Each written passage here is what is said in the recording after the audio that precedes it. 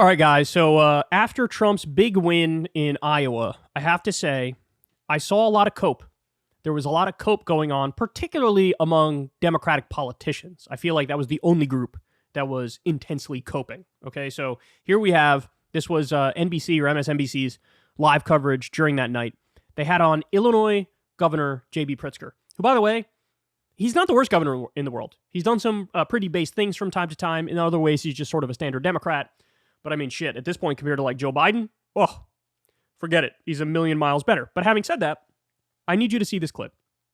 So they're going to talk about Trump's win, and look at the colossal amount of spin that's put on what happened this night. Joining us now from Des Moines is J.B. Pritzker. He's the governor of Illinois. He's an advisor to the Biden-Harris campaign, and he's in the catbird seat tonight for the Biden-Harris campaign, watching what's happening in Iowa. Governor, it's great to see you. Thank you so much for being here with us tonight.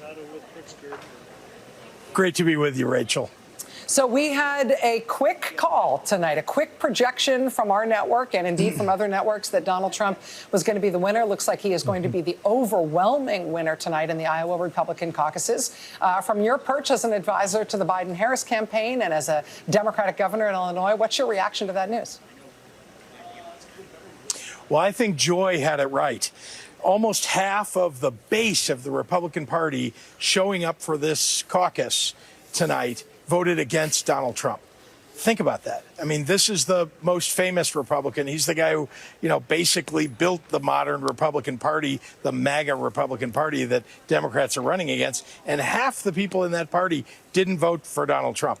So I think that is telling. It tells you the weakness of Donald Trump and also the opportunity for Democrats. Because in the end, look, if the base doesn't turn out for Donald Trump in the general election enthusiastically, and Democrats turn out its base, this is all about, independents. And independents don't like Donald Trump. For a non-incumbent president, this is an absolutely crushing victory. Trump won the Iowa caucus by a record amount in modern American history. I think George W. Bush got like 43%, and that was a landslide. Trump ended up getting 51%. Ron DeSantis was number 2 at 21%. So it is a 30-point win. And by the way, when they asked the question, like, do you consider yourself MAGA? It was over 60% of the people who voted in this said, I consider myself MAGA.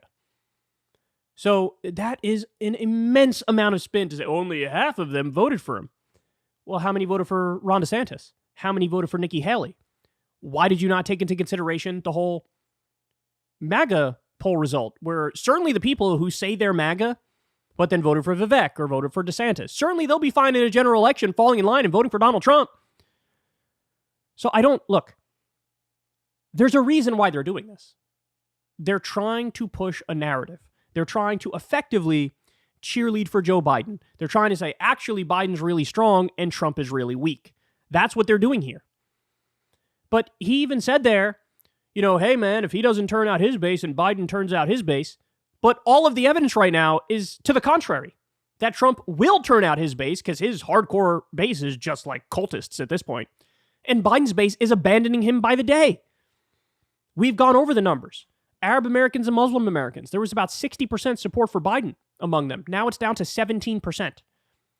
Biden is losing Latinos to Trump by 4 percentage points. Young people, also there was a poll that showed Trump was winning young people by about 4 points. If you can't win Arab Americans and Muslim Americans, if you can't win Latinos as a Democrat, if you can't win young people, there's even, Democrats should get like 90% or more of the black vote. There was a poll that just came out. It's down to 63% for Joe Biden. So, look, I'm not saying the election is over, the election is done. There's still a race if it's Trump versus Biden, but let's make no mistake about it. Trump is the only person that Biden could maybe, if everything goes well, defeat. You've seen the poll. Nikki Haley's up double digits on Joe Biden. Even Ron DeSantis is crushing Joe Biden for a general election. But here they are, acting like this was actually a weak showing for Trump. You cannot look at a 30-point victory and call it weak. You just can't do it. You can't look at Trump getting a majority of Republicans in a race with effectively 4 people. If you like the serious candidates, like 4 candidates, right? Or at least going into Iowa, it was Vivek, Nikki, Ron, and Trump. You can't look at that and be like, ha, this is actually a terrible showing for him. And then Eric Swalwell was on Twitter saying the exact same thing.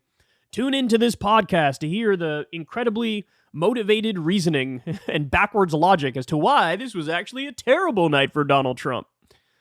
I need people to be a little more honest. I need people to be a little more direct. I need people to stop spinning just a little bit. Because I can only handle so much dishonesty before I snap. And we're witnessing record levels of dishonesty here. Hey y'all, do me a favor and like and subscribe. It helps out big time in the algorithm. Click the bell as well for notifications when videos drop. And watch that video on screen right now. You know you want to.